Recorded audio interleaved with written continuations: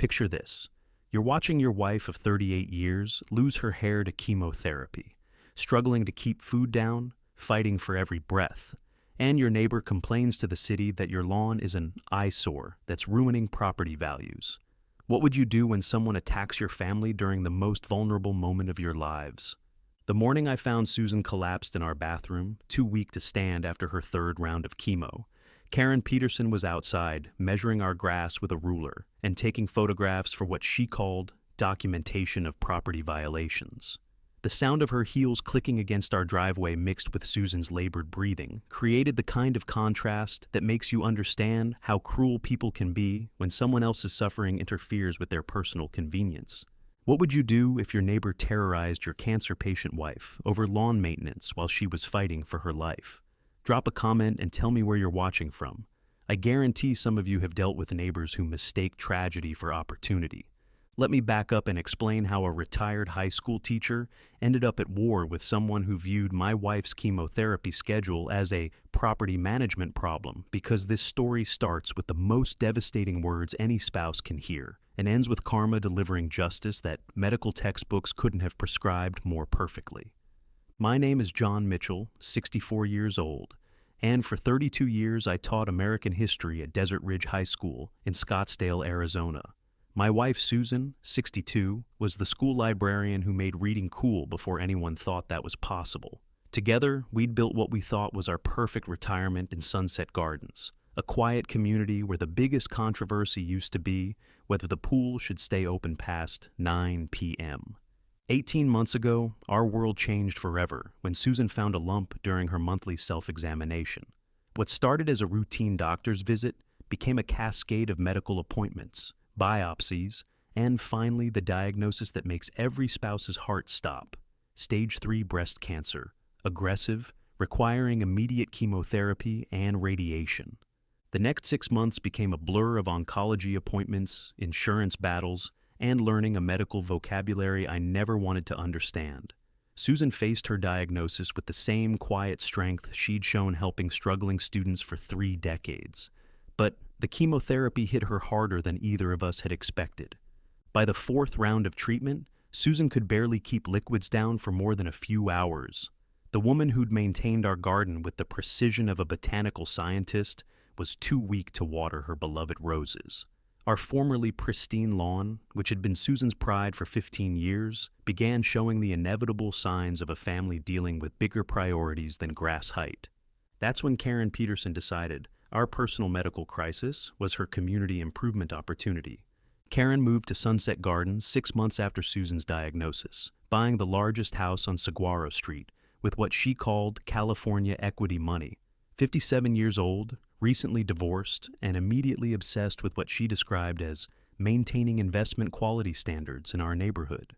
Karen had shoulder-length blonde hair that looked professionally styled, even at 7 in the morning, and she dressed for neighborhood walks like she was attending board meetings. Her daily uniform included pressed slacks, button-down shirts, and always a clipboard filled with what she called community improvement documentation. The first time I met Karen, she was standing in my driveway taking photographs of our sprinkler system, while Susan was inside, recovering from chemotherapy number 5. The metallic click of her camera shutter, mixed with the desert morning breeze, created an oddly ominous soundtrack. "You must be Mr. Mitchell," she announced, without introducing herself. "I'm Karen Peterson, the new Architectural Standards Committee chairperson. We need to discuss your irrigation deficiencies and lawn maintenance violations." She gestured toward our brown patches with the kind of disdain usually reserved for crime scenes. The morning sun caught the clipboard's metal surface, creating flashes of light that seemed appropriate for someone about to blindside a family dealing with cancer. "Our sprinkler system is working fine," I replied carefully, already sensing this conversation was heading somewhere unpleasant. "My wife has been undergoing chemotherapy, so our gardening schedule has been disrupted temporarily." "I understand you have personal challenges," Karen continued, her voice carrying fake sympathy that made my skin crawl. "But Sunset Gardens has very specific landscaping standards designed to protect everyone's property values. Your declining maintenance creates negative impact for the entire community." She produced a thick folder from her briefcase with the efficiency of someone who'd been preparing for this confrontation. Section 12.4. All landscaping must be maintained to community standards year-round. Section 15.7. Brown or dead vegetation must be replaced within 30 days. Section 18.2. Irrigation systems must provide consistent coverage to prevent unsightly dry patches.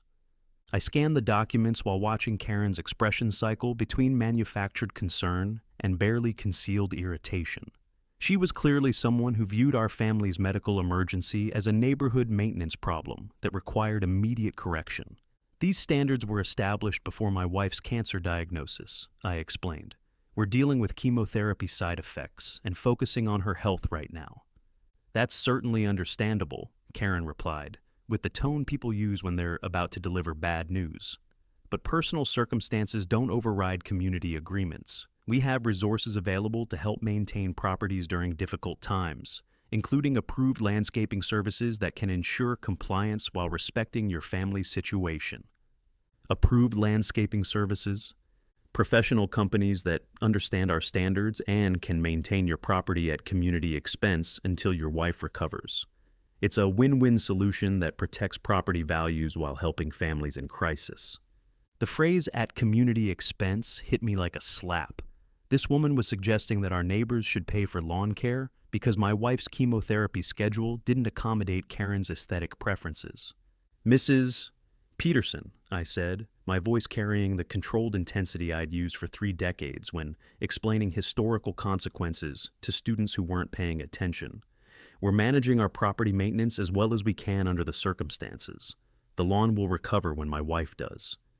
"I was hoping we could resolve this cooperatively," Karen replied, her tone shifting from fake sympathy to undisguised threat.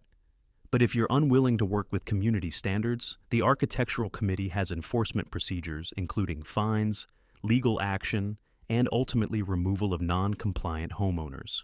She handed me a formal notice printed on official letterhead. "Landscaping compliance violation. Immediate correction required." The document demanded restoration of our lawn to community standards within 15 days, or face escalating financial penalties beginning at $500 per week. After Karen clicked her way back down our driveway, I stood there holding that notice and feeling the same disorientation that families experience when they discover cancer doesn't pause for anyone's convenience, including neighbors who view chemotherapy side effects as property management violations. Susan found me 20 minutes later, still standing in the driveway, staring at the document that suggested her battle for survival was somehow negotiable based on grass height. "What's that about?" she asked, though her weakened voice and the exhaustion in her eyes told me she'd already guessed the answer.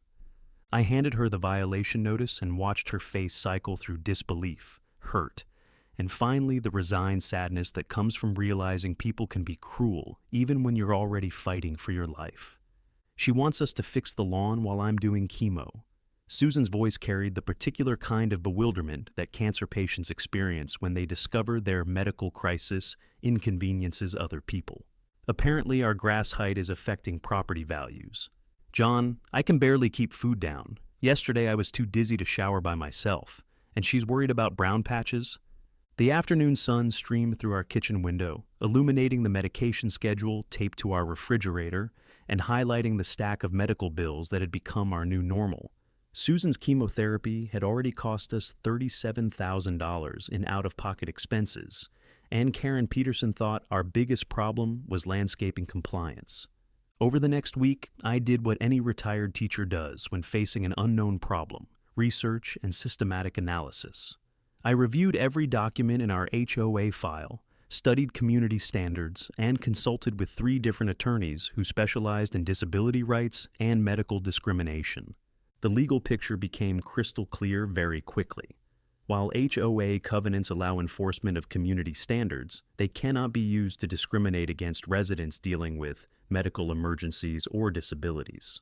Federal fair housing law specifically protects families facing health crises from harassment disguised as property maintenance enforcement. But Karen Peterson wasn't interested in federal law or medical compassion. She was interested in control and property values, in that order. 2 weeks after our initial confrontation, Karen escalated her enforcement campaign with systematic precision that suggested she'd done this before, Armed with her clipboard and digital camera, she began conducting daily compliance inspections of our property, documenting every brown patch, measuring grass height in multiple locations, and photographing any deviation from what she called community aesthetic standards. Her strategy was becoming obvious: establish a pattern of violations that would justify escalating penalties, while positioning herself as the reasonable community representative, trying to help a difficult family comply with reasonable standards. The morning Karen's harassment reached Susan directly was the morning I realized we weren't dealing with someone who simply cared too much about lawn maintenance. I was in my study reviewing medical insurance paperwork when I heard Susan crying on our front porch. Through the window, I saw Karen kneeling beside Susan's wheelchair, the mobility aid she'd needed since chemotherapy began affecting her balance and strength, speaking in the fake concerned tone that predators use when targeting vulnerable people. I was outside in 30 seconds, my teaching experience completely overridden by protective instincts that operate faster than rational thought. Mrs. Peterson, step away from my wife. I was just explaining to Susan that there are residential facilities better equipped to handle her medical needs, Karen replied, her voice dripping with manufactured concern. Sunset Gardens really isn't designed for families dealing with long-term health management issues. Susan was crying, not tears of physical pain, which I'd seen too often during her treatment, but the quiet, heartbroken sadness of someone being told she doesn't belong in her own neighborhood because cancer has made her inconvenient. She said maybe we should consider moving somewhere more appropriate for sick people, Susan whispered, her voice barely audible. She said the community deserves to maintain its standards, even if that means some families need to find more suitable living arrangements. The fury that hit me in that moment was unlike anything I'd experienced in 32 years of dealing with difficult parents, hostile administrators, and budget-cutting school boards. Karen Peterson had just suggested that my wife's cancer made her too undesirable for our neighborhood, and she delivered this message directly to a woman already fighting for her life. Mrs. Peterson, you will never speak to my wife again. You will not approach her, you will not address her, and you will not include her in any conversations about property maintenance or community standards. If you come near my family again, I will treat it as harassment of a disabled person under federal law. I'm simply trying to help Susan understand that her medical situation creates challenges for community compliance, Karen replied, with the casual indifference of someone who viewed psychological manipulation of cancer patients as reasonable neighborhood management. Get off my property immediately. Karen left, but not before handing Susan a brochure about senior living communities with full medical support. The pamphlet featured photographs of institutional facilities and cheerful marketing copy about transitioning to appropriate care levels when independent living becomes challenging. That night, during Susan's bedtime medication routine, she asked the question that broke my heart. John, do you think she's right? Should we move somewhere that other people don't have to look at me being sick? No, sweetheart. This is our home. You belong here, and no one has the right to suggest otherwise. But what if I don't get better? What if the chemo doesn't work and I just get sicker? Maybe Karen's right that I'm ruining things for everyone else. The fact that my wife, who'd spent 30 years helping struggling students believe in themselves, was now questioning whether she deserved to exist in her own neighborhood, revealed how deeply Karen's systematic cruelty was affecting our entire family. But Karen Peterson had made a critical error in targeting Susan directly. Adults who psychologically manipulate cancer patients to advance their aesthetic preferences aren't just violating basic human decency. They're engaging in behavior that federal prosecutors classify as harassment of disabled individuals under civil rights law. The next morning, I made 3 phone calls that would change Karen's life permanently. The first was to Rebecca Martinez at the Arizona Civil Rights Division. Rebecca and I had worked together on several community issues during my teaching career, and her expertise in disability discrimination was exactly what this situation required. John, what she's doing is completely illegal, Rebecca confirmed after I described Karen's harassment campaign. This is textbook housing discrimination against a disabled resident. The Justice Department prosecutes cases like this aggressively, especially when they involve cancer patients. What kind of timeline are we looking at for intervention? With documentation like you're describing, probably 60 days for a formal investigation. But there are faster options if she continues escalating against Susan. The second call was to David Park, my contact at the Arizona Attorney General's office who handled elder abuse and medical discrimination cases. David's background in healthcare law had been invaluable during previous advocacy work. "You're dealing with someone who doesn't understand federal disability protections," David explained. "She thinks HOA covenants give her authority over federally protected medical situations. That's a dangerous misconception when she's targeting someone in Susan's vulnerable condition. What kind of consequences should I expect if she continues?" Housing discrimination against cancer patients carries serious penalties: individual fines up to $25,000, organizational liability, and potential criminal charges for systematic harassment. Plus, any medical costs or emotional distress your family experiences becomes her financial responsibility under federal damage provisions. The third call was to Dr. Michael Torres, Susan's oncologist, who'd become not just her physician, but a friend who understood how community support affects cancer recovery outcomes. "John, social isolation and community hostility can significantly impact Susan's treatment success," Dr. Torres explained. "Cancer patients need community support, not harassment. What this woman is doing could literally interfere with Susan's healing process." "Is there medical documentation that community stress affects cancer treatment?" "Absolutely. I'll provide written testimony about how neighborhood harassment impacts cancer recovery, and I'll document any health effects Susan experiences as a result of this woman's behavior." While I was building a federal case against Karen's harassment campaign, she was escalating her attacks against our family with the systematic cruelty of someone who'd clearly targeted vulnerable people before. 5 days after Karen's direct confrontation with Susan, we returned from a chemotherapy appointment to discover that someone had placed condemned property signs throughout our front yard. The signs were professionally printed to look official, complete with fake city citations and legal language threatening immediate property seizure for health violations.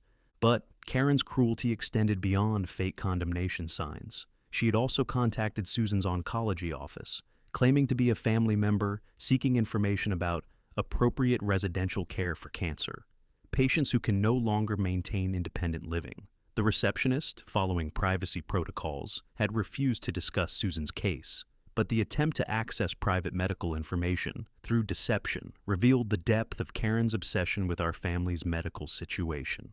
Susan was devastated. At 62 years old, dealing with stage 3 breast cancer, she was now facing neighbors who thought fake condemnation signs were appropriate responses to chemotherapy side effects, and discovering that someone was actively trying to access her confidential medical records. "John, what if people believe those signs are real?" Susan asked that evening during her medication routine. "What if everyone thinks our house is actually condemned because I'm too sick to take care of things properly? And why was someone calling my doctor's office pretending to be family?"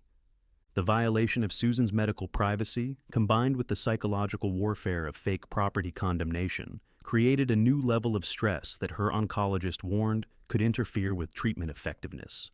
Dr. Torres documented how community harassment was causing Susan anxiety attacks that made it difficult for her to keep anti-nausea medications down, potentially compromising her chemotherapy absorption.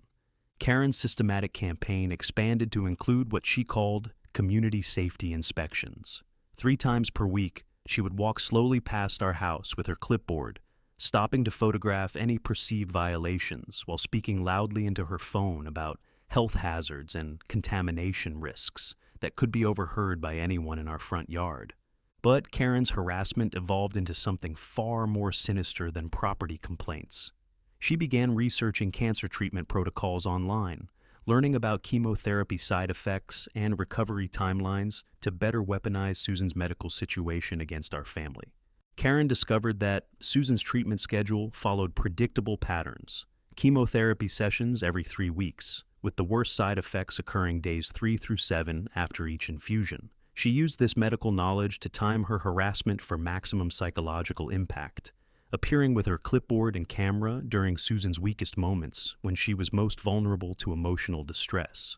She learned that cancer patients often experience chemo brain, cognitive difficulties affecting memory and concentration, and began asking Susan complicated questions about property maintenance during these vulnerable periods.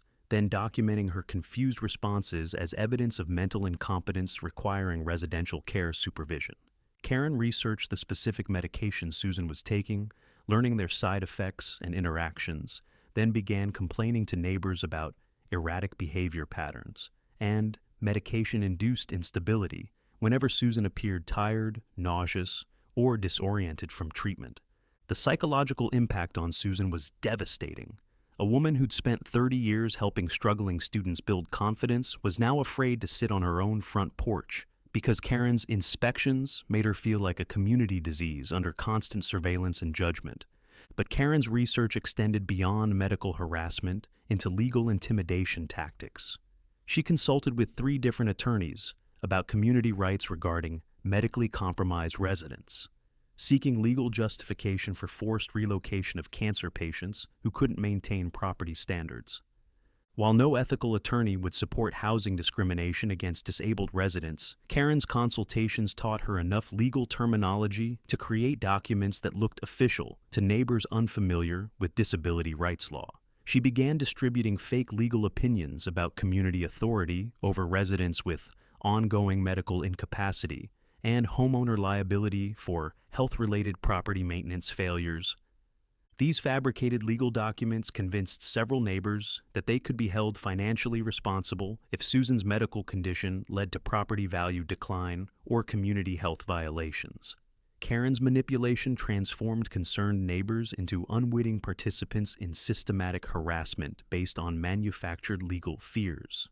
Most disturbing was Karen's development of what she privately called her medical exit strategy, a comprehensive plan for pressuring chronically ill residents to voluntarily relocate before community enforcement became necessary.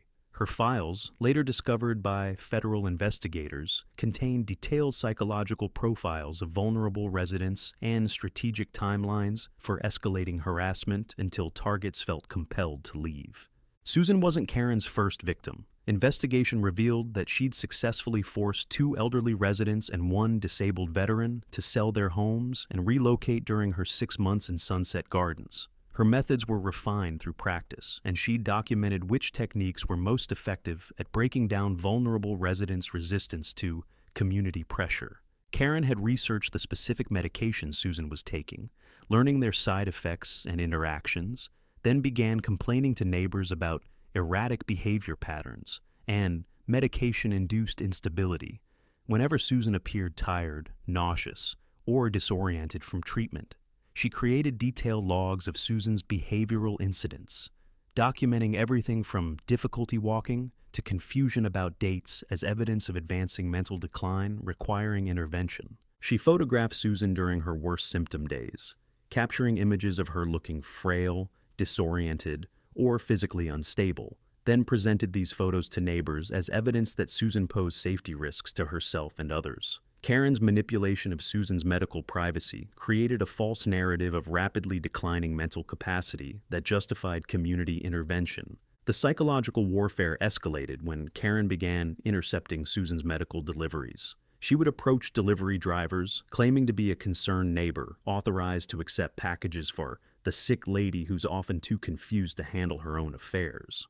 While drivers usually required signature from the actual resident, Karen's authoritative demeanor and detailed knowledge of Susan's medical schedule convinced several deliveries to leave packages with her instead.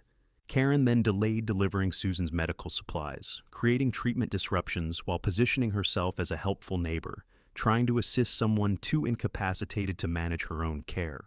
Susan would wait hours for necessary medications or medical equipment that were actually sitting in Karen's garage while she deliberated about the appropriate time for delivery. This medical supply interference created dangerous gaps in Susan's treatment routine. Anti-nausea medications arriving 6 hours late meant Susan couldn't keep food down during crucial nutrition windows. Delayed delivery of steroids disrupted her preparation for chemotherapy sessions, potentially affecting treatment effectiveness. Dr. Torres documented these treatment disruptions as potential medical interference, noting that irregular medication timing could compromise Susan's recovery outcomes. The pattern of delayed medical deliveries, combined with Karen's documented presence near our property during delivery times, suggested systematic interference with cancer patient care. But Karen's most calculated psychological assault involved exploiting Susan's deepest fear about her cancer diagnosis, the possibility of recurrence or treatment failure. Karen researched online support forums for cancer patients, learning about common fears and anxieties, then began making casual comments designed to trigger Susan's worst concerns about her prognosis. She would mention recent studies about chemotherapy failure rates, share stories about neighbors in other communities whose cancer came back worse than before, and ask pointed questions about Susan's energy levels and physical appearance that suggested she looked sicker than previous weeks. Karen's comments were carefully crafted to seem like concerned neighbor observations, while actually being psychological attacks designed to increase Susan's anxiety about treatment effectiveness. She understood that cancer patients live with constant fear about recurrence, and she weaponized that vulnerability against Susan during an already traumatic treatment process. The medical center social worker, Jennifer Park, documented how community harassment was affecting Susan's mental health and potentially interfering with treatment compliance. Patients facing systematic neighborhood hostility often develop depression and anxiety that compromise their immune systems and reduce treatment effectiveness. Susan began experiencing panic attacks before chemotherapy sessions, not because of the medical treatment, but because she feared returning home to face Karen's latest harassment campaign.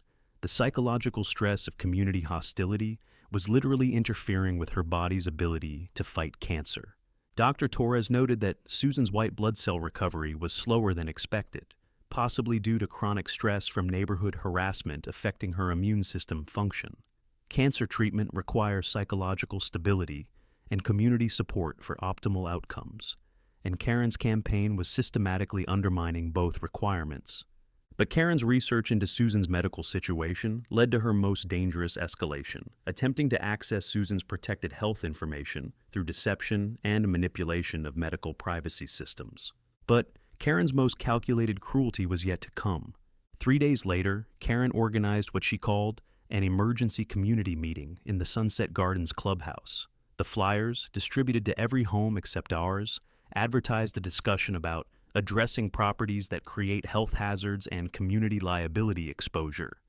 Our neighbor Rosa Martinez, who'd been helping with Susan's care, attended the meeting and recorded everything on her phone. What she witnessed was systematic dehumanization, disguised as community concern.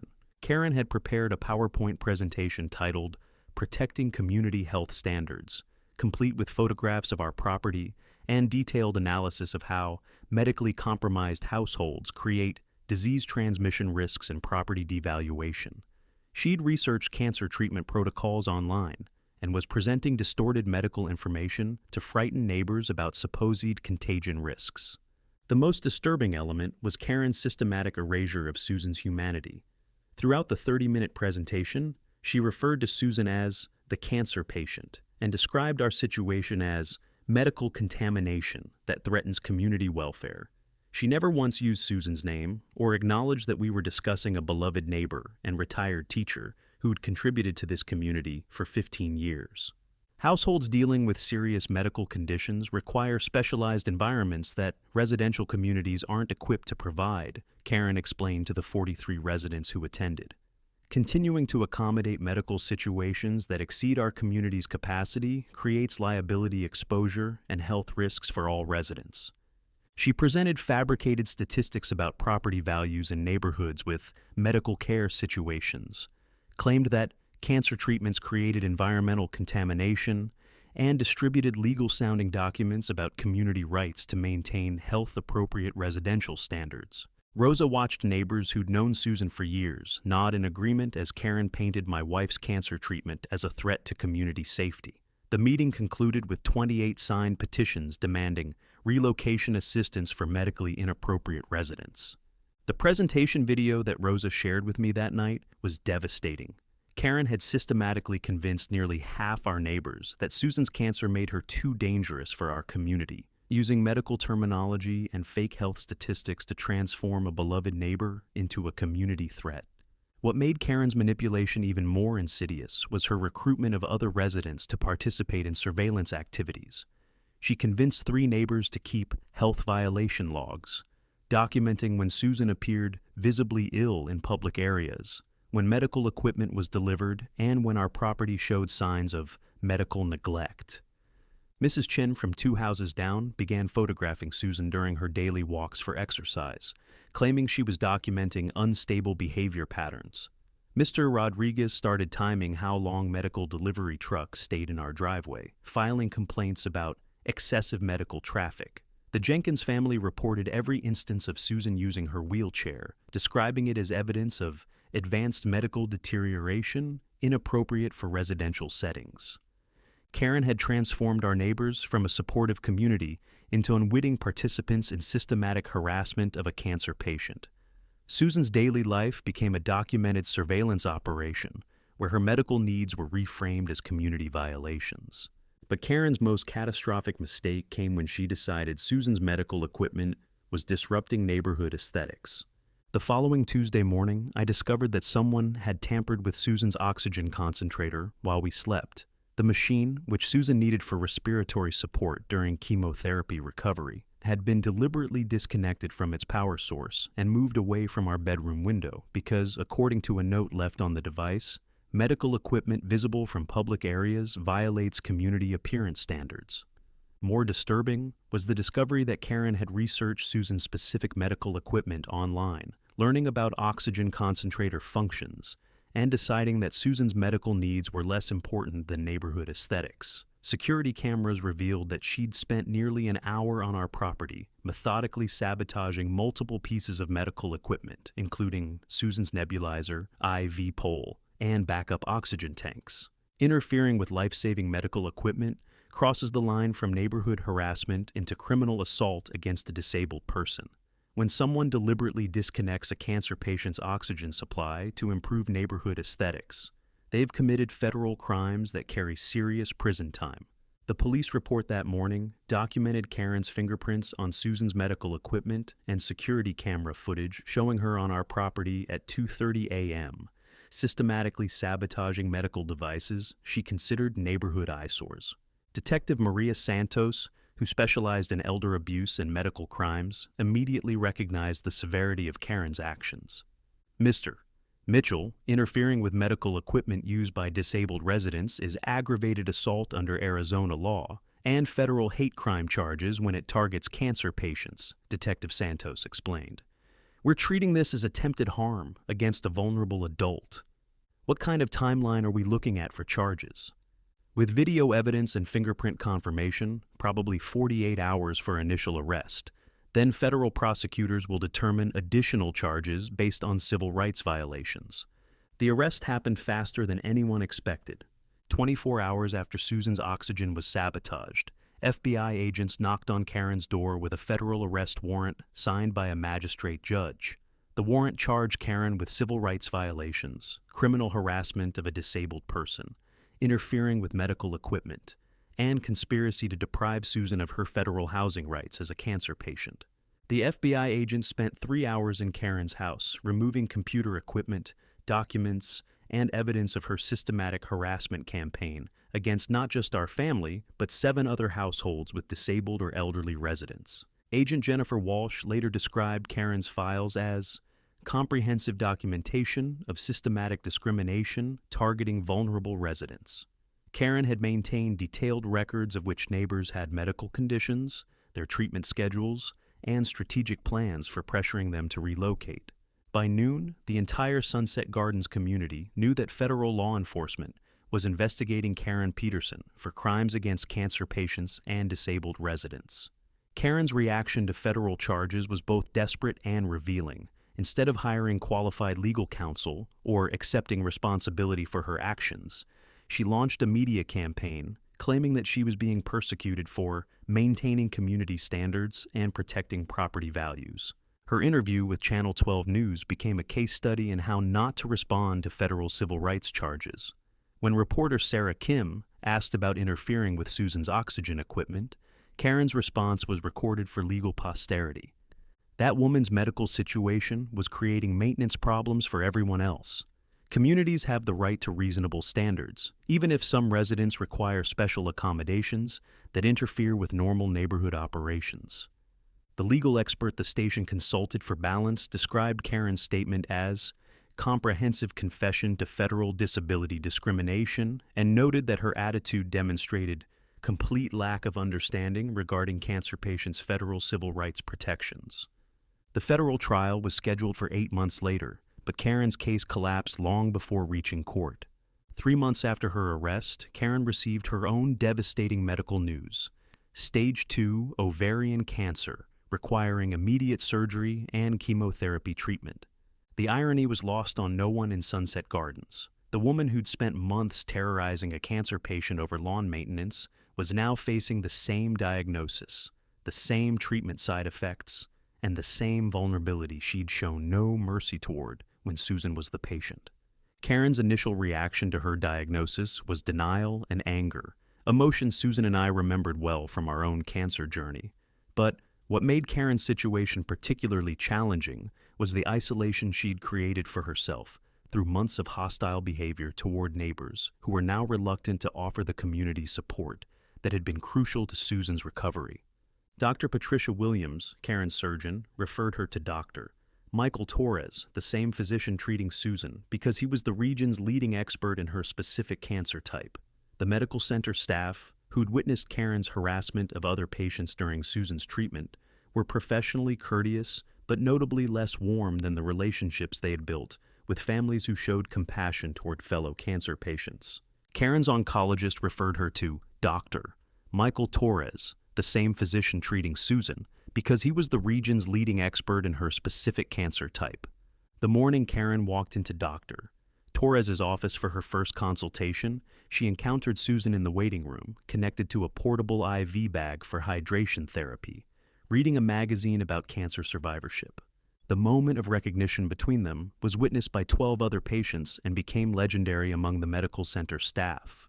Karen's face cycled through shock, shame, and finally the dawning realization that she was now dependent on the same medical system she'd tried to deny Susan access to through community harassment. But Susan's response to seeing her tormentor as a fellow cancer patient revealed the character difference between someone who'd spent her life helping others and someone who'd spent months trying to destroy a vulnerable family. "Karen," Susan said quietly, looking up from her magazine, "I'm sorry about your diagnosis.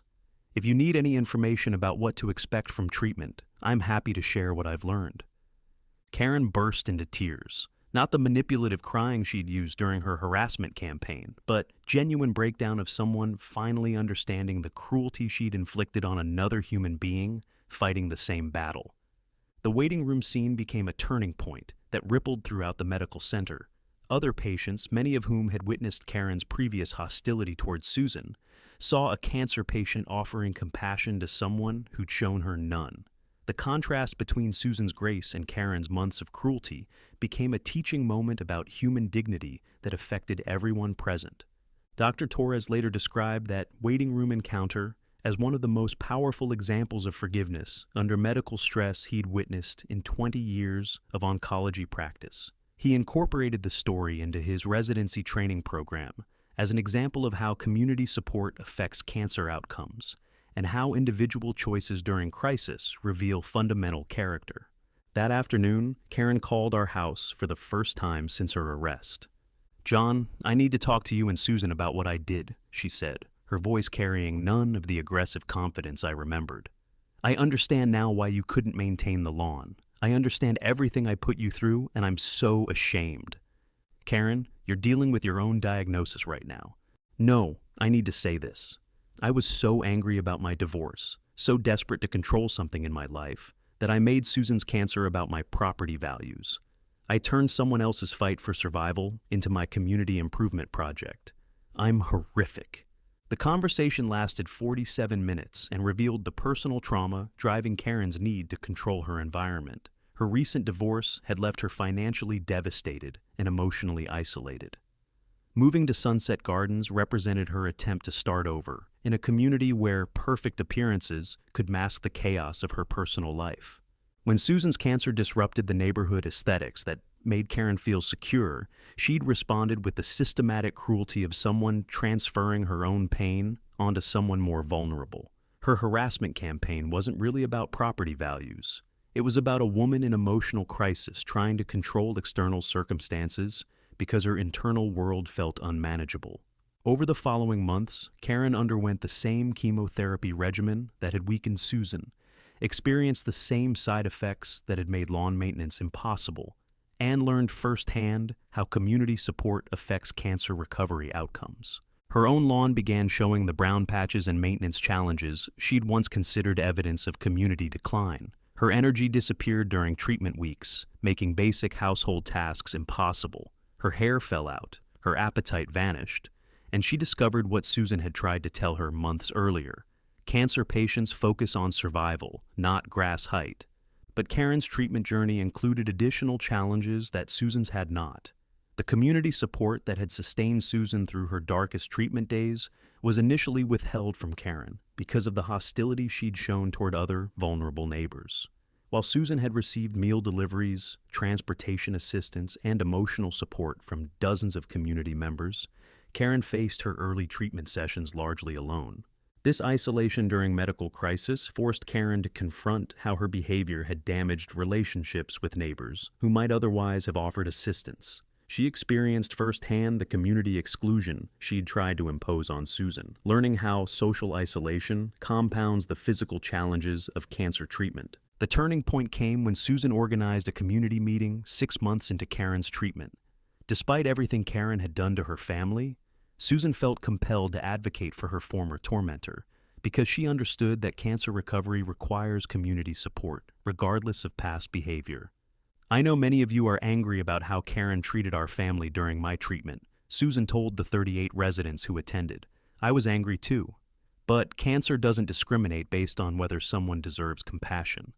And our community standards should reflect the values we want to live by, not the behavior of people at their worst moments."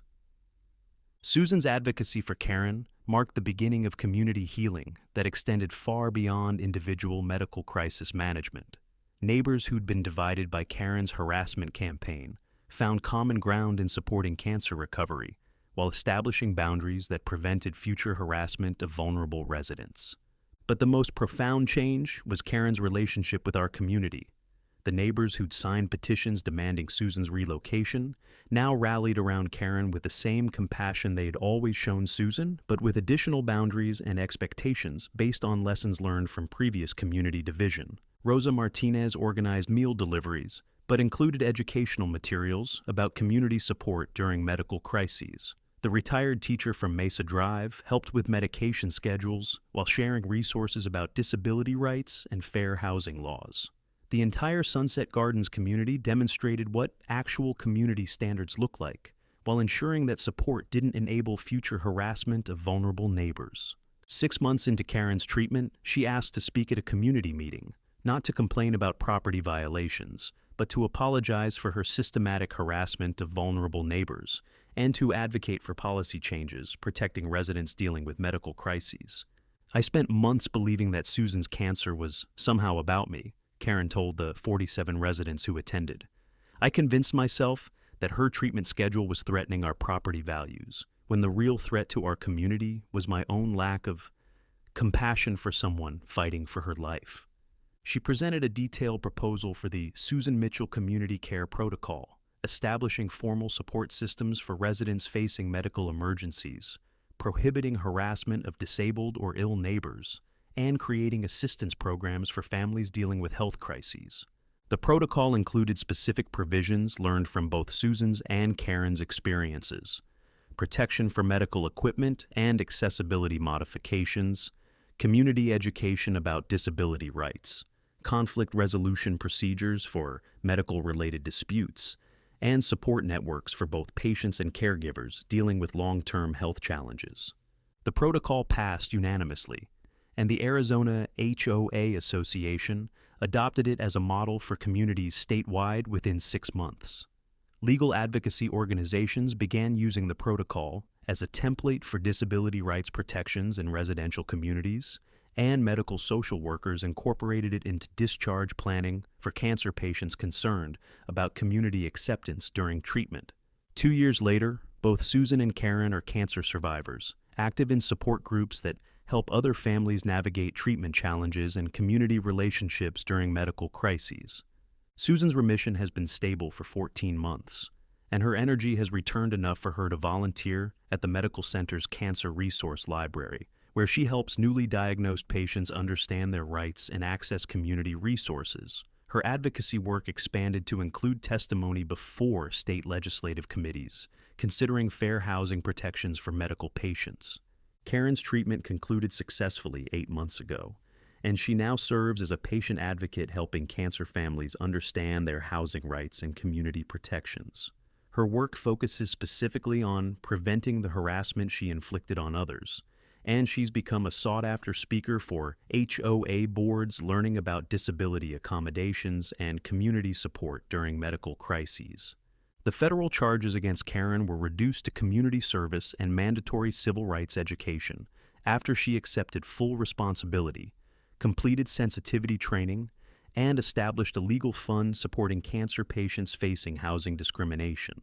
Her community service included 500 hours of volunteer work at medical centers, helping families navigate the intersection of healthcare and housing rights. Their friendship, built from shared understanding of cancer's challenges and community healing, demonstrates that redemption is possible when people genuinely acknowledge harm and work to prevent others from experiencing similar cruelty. Karen's transformation from community terrorist to disability advocate became a case study in restorative justice practices for medical discrimination cases. Legal scholars use her story to illustrate how accountability combined with meaningful restitution can prevent future harm while addressing past injustices. Most importantly, the Susan Mitchell Community Care Protocol has prevented harassment of vulnerable residents in 43 Arizona communities and influenced similar protections in 6 other states, proving that individual experiences of both cruelty and redemption can create systemic change, protecting others facing similar vulnerabilities. The protocol's influence expanded internationally when the World Health Organization's Healthy Cities Initiative adopted elements of the community care model for cancer patients. Medical anthropologists from 3 universities studied sunset gardens as an example of community-based healing from medical discrimination, documenting how individual transformation can drive policy change. 5 years after the original harassment began, Susan and Karen co-authored a book titled Community and Cancer: Healing from Harassment to Hope that became required reading in medical social work programs across North America. Their collaboration demonstrated that authentic redemption requires sustained commitment to repairing harm and preventing future damage to vulnerable populations. The book's success led to speaking engagements at medical conferences, where Susan and Karen shared their story with healthcare providers, learning about community factors that affect cancer recovery. Their presentations emphasized how neighborhood hostility can compromise treatment effectiveness and how restorative justice practices can rebuild community trust after medical discrimination. Susan's advocacy work evolved to include consulting with hospital discharge planners about community readiness for cancer patients returning home from treatment. Her expertise helped medical centers identify and address potential sources of neighborhood harassment before patients faced community hostility during vulnerable recovery periods. Karen's transformation into a disability rights advocate led to her appointment as Arizona's first community medical liaison, a state position created specifically to address healthcare accessibility in residential settings. Her role involves investigating complaints about medical discrimination, mediating conflicts between patients and communities, and developing policies protecting vulnerable residents.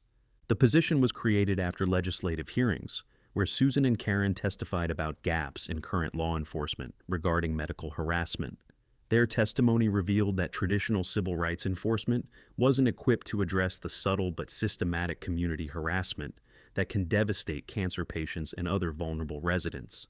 Legislative committees heard from 12 other families who had experienced similar harassment during medical crises, revealing patterns of community hostility toward residents dealing with chronic illness, disability, or age-related health challenges. The hearings demonstrated that Susan and Karen's experience represented a broader problem requiring systematic policy solutions. The resulting legislation, formally titled the Community Medical Rights Protection Act, but commonly known as Susan's Law, established specific protections for residents facing health-related harassment and created enforcement mechanisms through state health departments, rather than traditional civil rights agencies. Dr. Torres expanded his research to study community factors affecting cancer outcomes, publishing peer-reviewed articles about neighborhood social support as a crucial component of comprehensive cancer care. His research demonstrated statistically significant correlations between community acceptance and treatment success rates, giving medical validity to Susan and Karen's experiential testimony. The medical center established the Mitchell-Peterson Center for Community Cancer Care, focusing on research and education about social factors in cancer recovery. The center offers training for healthcare providers about identifying and addressing community barriers to cancer treatment adherence and recovery. Susan serves on the center's advisory board, sharing patient perspectives on community support needs during treatment. Karen directs the center's community outreach program, working with neighborhood associations to develop protocols preventing medical harassment before it begins. Their work together at the center surprises visitors who learn about their history. The professional collaboration between a former harassment victim and perpetrator demonstrates possibilities for healing that many medical professionals hadn't considered possible. The center's programs have prevented medical harassment in 37 communities by proactively educating residents about cancer treatment realities and establishing support systems before crises occur. The preventive approach proved more effective than reactive intervention after harassment has already damaged patient-community relationships. 3 years ago, Susan and Karen received the National Cancer Society's Community Impact Award for their advocacy preventing medical harassment. During her acceptance speech, Susan reflected on the journey from harassment victim to national advocate. Cancer taught me that healing happens in community, but Karen taught me that communities can change when individuals take responsibility for harm and work to repair what they've broken. Karen's speech focused on the ongoing nature of accountability. I'll spend the rest of my life working to prevent other families from experiencing what I put Susan through. Redemption isn't a destination. It's a daily commitment to doing better than the harm you once caused. Susan's cancer remains in remission 6 years after treatment ended, and her annual follow-up appointments have become celebrations, attended by the medical team who witnessed her journey from harassment victim to national advocate. Karen's cancer has been in remission for 4 years, and both women continue their advocacy work through the Mitchell-Peterson Center for Community Cancer Care. Standing in my garden this morning, watching Susan teach Karen's granddaughter how to plant the roses that started growing back after treatment ended, I'm reminded that health crises reveal both the worst and best of human nature. Sometimes the person who causes the most pain becomes the advocate who prevents others from experiencing similar suffering. The roses they're planting together are hardy enough to thrive despite inconsistent care during treatment cycles, beautiful enough to provide joy during recovery, and resilient enough to symbolize hope during the darkest medical challenges. Their gardening collaboration has become a neighborhood gathering point, where cancer patients, caregivers, and community members share experiences about navigating health challenges while maintaining community connections. What's your experience with neighbors who mistake medical emergencies for property management problems? Share your story in the comments below. Susan and Karen both read these comments and connect with families facing similar challenges. The most important lesson we learned is that cancer changes everything except what matters most. Treating vulnerable people with dignity, supporting families during crisis, and remembering that property values should never matter more than human values. Sometimes the most powerful healing happens when communities choose compassion over control and redemption over revenge. What's your worst HOA horror story? Drop it in the comments below. Your experience might help someone else going through the same battle. Hit that subscribe button if you love seeing bullies get what they deserve, and ring that notification bell for more HOA Revenge Stories where justice is served ice cold. Remember, sometimes standing up to neighborhood tyrants doesn't just save yourself, it saves everyone around you. When good people refuse to be intimidated by fake authority, entire communities can break free from fear. Thanks for watching HOA Revenge Stories, where we prove that every HOA Karen eventually meets their match.